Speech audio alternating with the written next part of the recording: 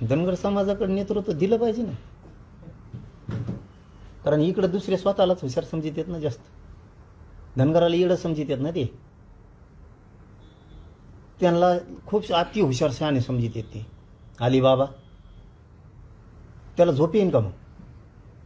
त्याला तर दुसऱ्यानं कोणी उलशी कधी मोर्चा बी काढला तरी त्याला धेंडळी लागते. त्याला दम नाही निघत. दुसऱ्याचे लेकरं ते हुशार नाही समजित. धनगराचे, मराठ्याचे, बंजारा समाजाचे, रजपुतांचे, कायकाड्यांचे, चंबाराचे, दलित मुस्लिमाचे, सुतार, लोहार, कुंभार यांचे, आपले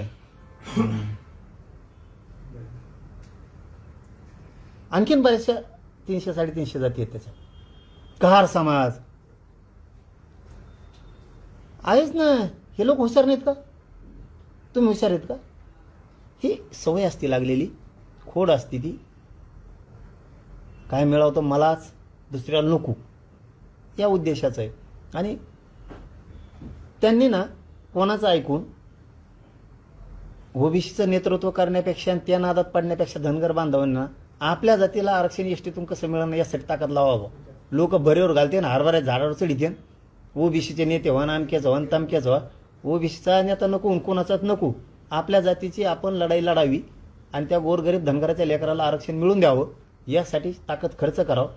नेता बनण्यासाठी किंवा श्रेयवादाच्या लढाईसाठी धनगरांनी आपली ताकद वायाला घालू नये. आणि विशेष करून परळीच्या टोळीचं ऐकून मराठीच्या विरोधात तर धनगरांनी अजिबात त्यांची ताकद वायाला घालू नये.